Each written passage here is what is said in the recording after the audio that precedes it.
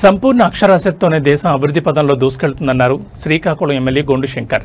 శ్రీకాకుళం జిల్లా సింగుపురం జడ్పీహెచ్ పాఠశాలలో 59వ అంతర్జాతీయ అక్షరాస్యత దినోత్సవం జరిగింది.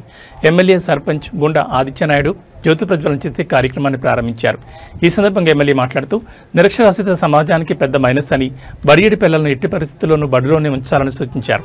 చదువును మధ్యలో ఆపేసిన వారికి మళ్లీ చదువును కొనసాగించేలా ప్రోత్సహించాలన్నారు. అక్షరాస్యత ఉన్నప్పుడే మన హక్కులు విధులు అర్థమవుతాయని, అవగాహన పెరుగుతుందని చెప్పారు. వయోజనులకు విద్య అవసరం ఉందని, వారిని అక్షరాస్యం చేయడం ద్వారా ప్రభుత్వ పథకాలపై అవగాహన పెంపొందుతుందని తెలిపారు. కాబట్టి ఆ సన్మానం స్వీకరించవలసిందిగా కోరుతున్నాను. ధన్యవాదాలు సార్. తదుపరి పాఠశాల విద్యార్థులకు తదుపరి డిబేటింగ్. మన గ్రామం, మన పట్టణం, మన జిల్లా, మన రాష్ట్రం మరియు యావత్ దేశం ఉన్నటువంటి సంపూర్ణ అక్షరాస్యతను సాధించటానికి కృషి చేస్తానని మన జాతి అంతర్జాతీయ అక్షరాస్యత దినోత్సవాన్ని జరుపుకుంటున్నాం. అక్షరం అంటే వెలుగు, అక్షరం అంటే స్వేచ్ఛ, అక్షరం అంటే భవిష్యత్తు. ఒక మనిషి దగ్గర డబ్బు లేకపోయినా జీవించగలడు, కానీ చదువు లేకపోతే, అక్షరం తెలియకపోతే జీవితం చీకట్లో మిగిలిపోతుంది. ఇప్పుడే మన పిల్లలు చెప్పడం జరిగింది.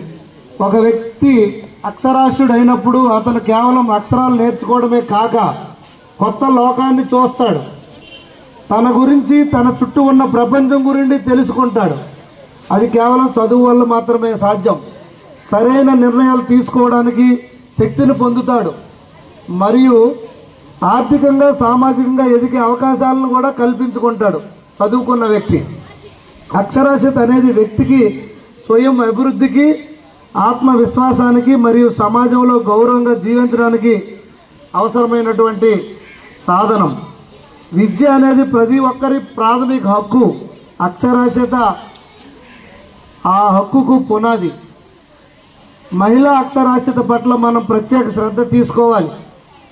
ఒక మహిళ అక్షరాస్యురాలు అయితే ఆ కుటుంబం మొత్తం విద్యావంతులు అవుతారు. అలాగే సమాజం కూడా పురోగమిస్తుంది.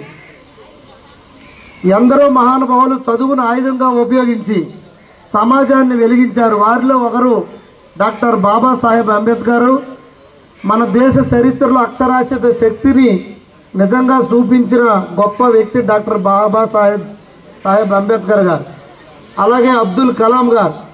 పెద్ద పెద్ద మహోన్నతమైనటువంటి స్థానంలో ఉన్నవారంతా నిరుపేద కుటుంబం నుండి వెళ్ళి మన రాష్ట్రపతి, ప్రధానమంత్రి, పెద్ద పెద్ద ఆఫీసర్స్ కూడా ఎదిగారంటే వారు కేవలం అక్షరాస్యత వల్లే, వారికి విద్యాభ్యాసం వల్లే ఇది జరిగిందని కూడా ఈ సందర్భంగా నేను తెలియజేసుకుంటున్నాను.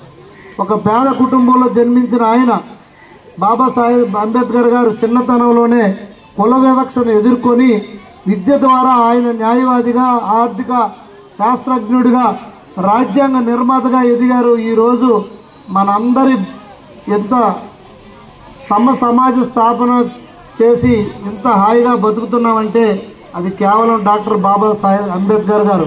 అంత